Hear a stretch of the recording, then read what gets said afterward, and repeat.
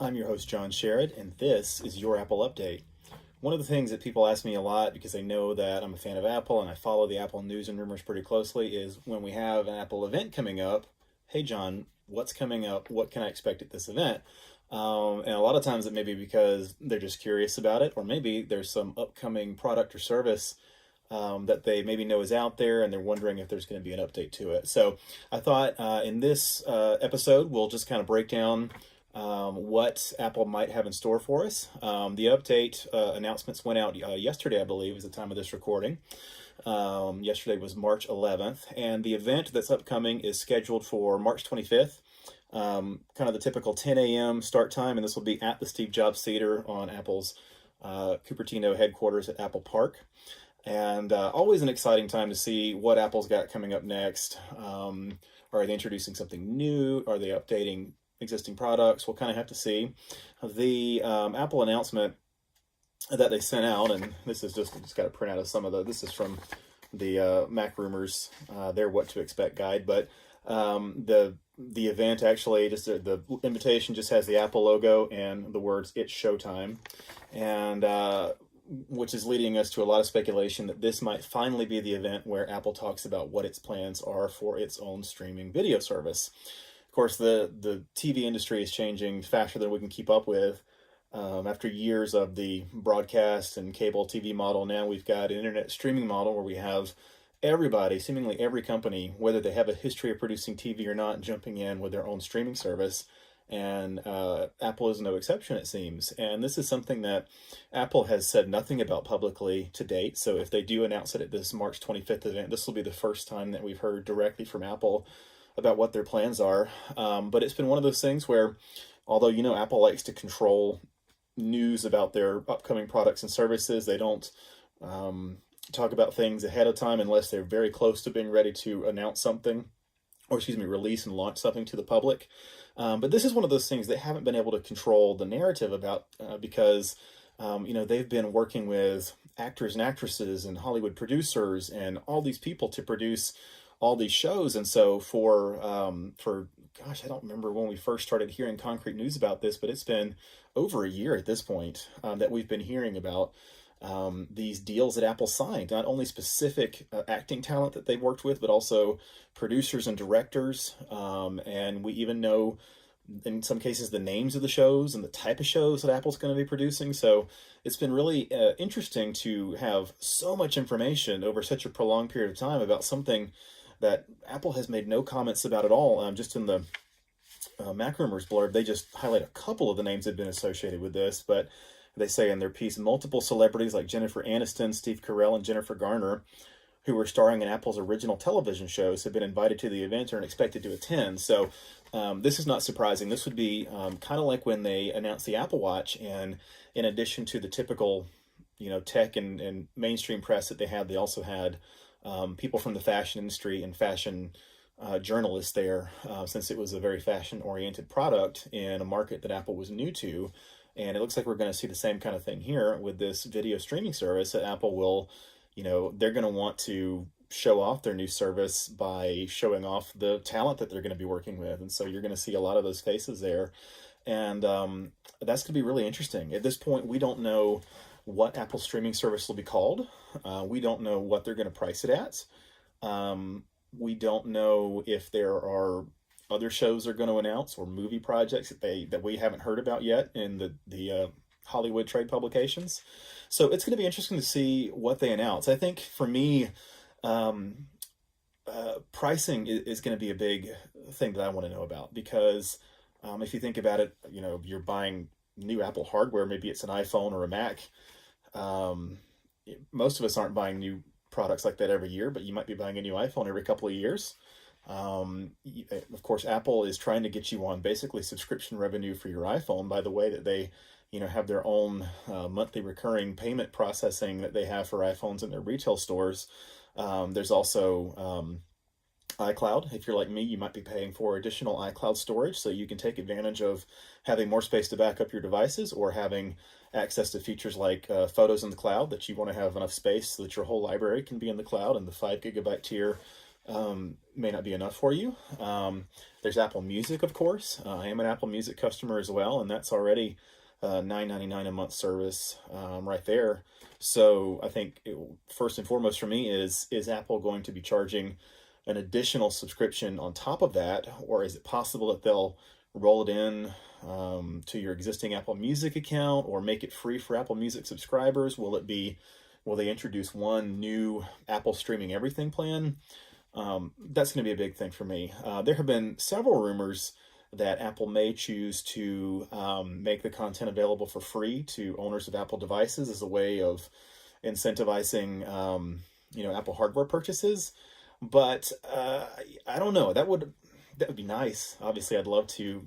Free. Everyone loves to not have to pay for anything additional, but it would surprise me. And we've also seen Apple making deals that show that, or at least make it look like they want to have this service available on other hardware devices. For example, we've seen them we saw them make the deal with Samsung, where new Samsung TVs will have access to the iTunes store and be able to play back movies and TV shows you purchased in iTunes. So, is that a preemptive strike to expand the number and types of devices on which you can view this upcoming Apple TV streaming service? So we're going to have to see, but that's going to be really interesting to me. I think maybe big picture, the thing that maybe is most interesting to me about this streaming service that Apple's talking about introducing is, this is an industry that Apple has never been in before. Now, of course, they have been a retailer of movies and TV shows for a long time now through the iTunes store. But in terms of, producing their own content and being a Hollywood studio in a sense, is a very new thing for Apple. So, is Apple making the right hiring decisions? Is Apple going to be competent at running a service like this? From a streaming provider, all the technical stuff they're going to do great at. Streaming a movie on iTunes, I mean, I've just never seen streaming quality for video that good from any other provider. So they have that part down. It's going to really be just how do they handle the business of running essentially a Hollywood TV network. So that's going to be interesting to see. Other things we may see, I'll just go with the next thing that is of next most interest to me, and that is will we see finally AirPods 2? That's been something that has been rumored to be coming for a long time, that Apple will release a successor to the very popular AirPods product that has been out for over a year now. And I think I'm going to do a separate episode where I talk about in more detail about what we might see, what I want to see in a new version. But that is something that has been rumored about for a long time. There were rumors that we might see it prior to the holiday season last year, 2018. This would be as good a time as any, especially if it's something that's been close to being ready for a while now. Yeah, let's go ahead and see the new AirPods. And like I said, I'll do another episode coming up soon where we talk a little bit more about that. I love my AirPods. I don't know that I would run out and buy a new pair unless there was something really compelling, but I do have some ideas for how they could improve the service, and I'll also talk about some of the rumors that we've heard about what they might in fact do. There's some interesting stuff there. Additionally, one of the things that is been heavily rumored to be announced at this event is, again, something that I'm not sure what they'll call, but the Mac rumors and their heading just says Apple News Service. And really what that's talking about is, of course, Apple has the Apple News app on iOS, where they are curating. It's basically like Apple's version of Flipboard. Flipboard was a very popular app for iOS several years ago. I don't know how many people still use it. It's not an app that I hear much about these days, but if you think about that, Apple News is very much like that. It's an app that aggregates news from lots of different publications, and you can kind of customize it to your preferences and the type of information you're interested in seeing updates on. So that's there, and that's free. You can just access the Apple News service anytime on your iOS device, although it's mostly a US-based thing, and so I think we may see it expand to Canada and hopefully other places in the near future here. But a while back, Apple bought a company called Texture, and basically Texture was kind of a magazine subscription app. And so Basically, the rumor that's been out for a while and that we might see come to fruition in the form of an actual product launch at this event is that Apple will be making their own new subscription service available, possibly as part of Apple News. And I got to be honest, personally, this is not of a great interest to me. But let me know. Let me know in the comments if this is something that you're interested in. But basically, the way this has been described as potentially a $9.99 per month service that lets you access information from news sites like the New York Times and the Washington Post, and possibly also would include the ability to access issues of popular magazines as well. I have some interest in a product like this. I don't know that I would be willing to pay $9.99 a month for it. So again, I'd love to hear if that's something that's of more interest to you. But we've seen a lot of information out there about it, that Apple has worked out a 50-50 revenue split deal, and that a lot of the publications are happy about that, which is a little surprising just given how much resistance there has been to the 70-30 revenue split in the App Store and similar things. But maybe something about the way the publishing industry works, they're more accepting of a deal like that. So we may see that announcement at this event as well. As far as other things we might see, there are other hardware rumors that have been out there for a while.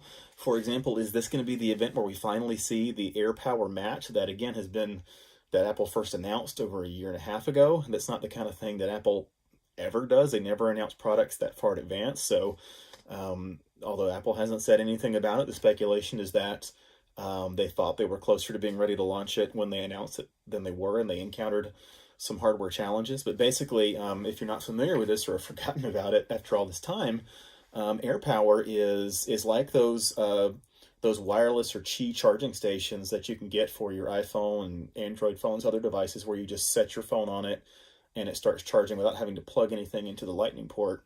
And the AirPower Mat would allow you to charge your iPhone, your Apple Watch, and your AirPods case just by laying them down on any pad, on the pad, and any positioning on the pad that you put it in. And that sounds like the kind of thing that's super simple, and it's definitely going to be an elegant solution if they can get it to work.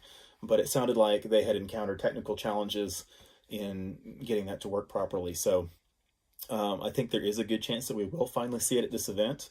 It could be that getting the AirPower Mat ready is what has delayed AirPods. If they want that charging case that was rumored for the AirPods way back when AirPower first came out or was announced, maybe the two things together have been what has held up the AirPods from being ready to ship until now.